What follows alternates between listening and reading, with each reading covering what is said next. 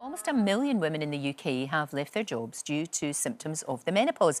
Well, my next guest says companies absolutely need to do more. And to coincide with International Women's Day, London Mayor Sadiq Khan is announcing new measures to support women in the workplace, and he joins me now.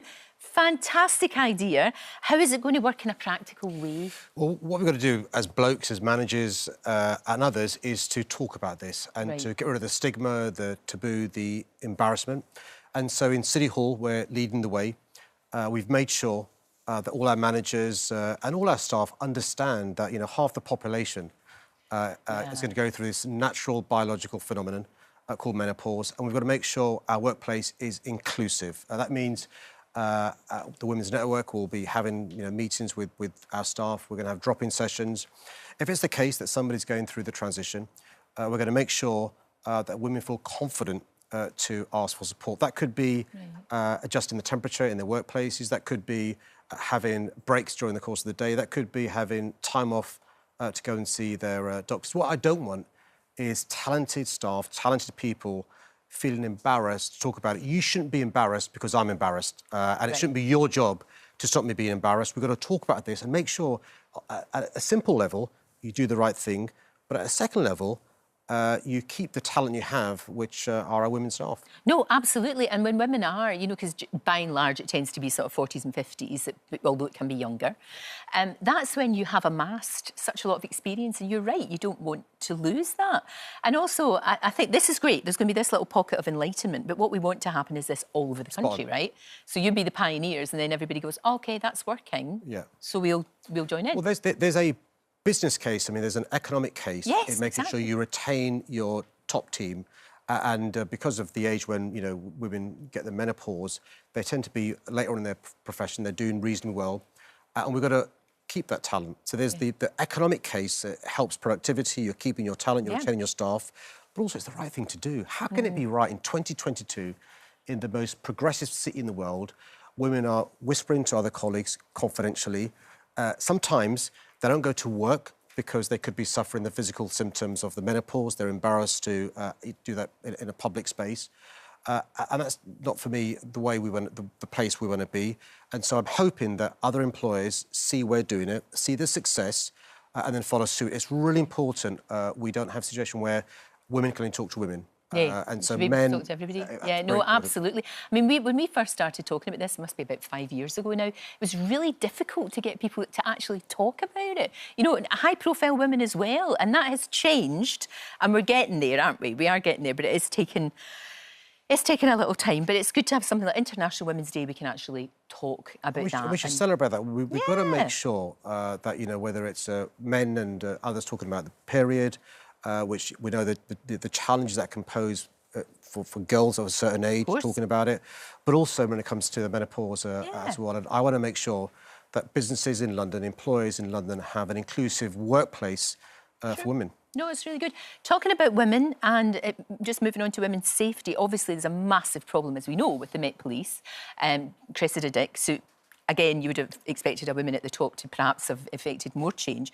But she resigned because you didn't have confidence in her, basically. I mean, how do we... Surely the next person who's going to do that job, man or woman, that's got to be high on the agenda, hasn't it, to make sure that women feel safe, not just in London, I know London is your area, but throughout the rest of the country. Look, over the last 12 months, literally over the last 12 months, across our country, 125 women have been killed at the hands of men. Hellish.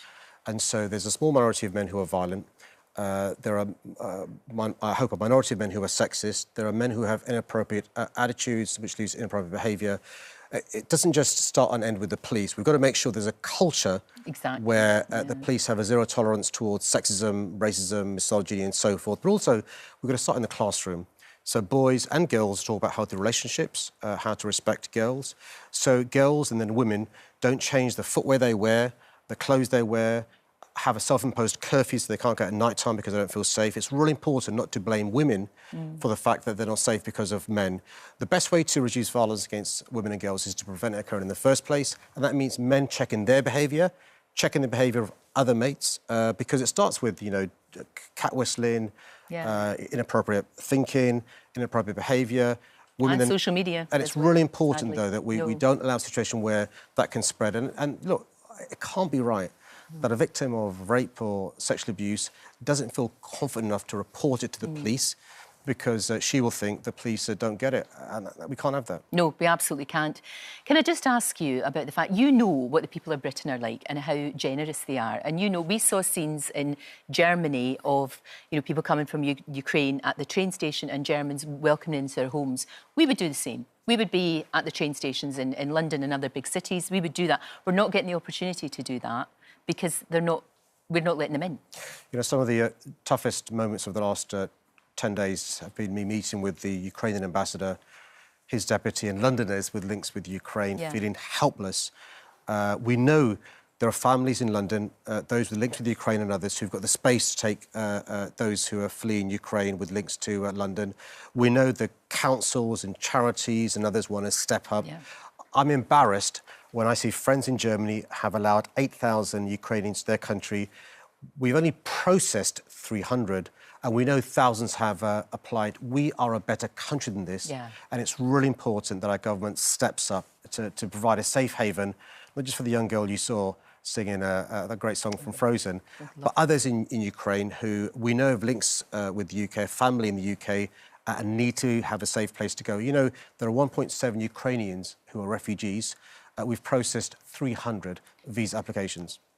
It's shameful and embarrassing, and I hope that the government is listening, because we've been inundated with calls from people just saying, we want to help and we're not being given the chance. We are better than this. Thank you for coming in this morning. Really appreciate it. Thank you very much. Stay safe. Don't forget, you can watch full episodes of Lorraine on the ITV Hub, and all the best clips, compilations and playlists right here on our channel. Just subscribe now and you'll never miss an upload. Click here to watch another video similar to this one, or click here to head to our channel's homepage to explore all of our exciting videos.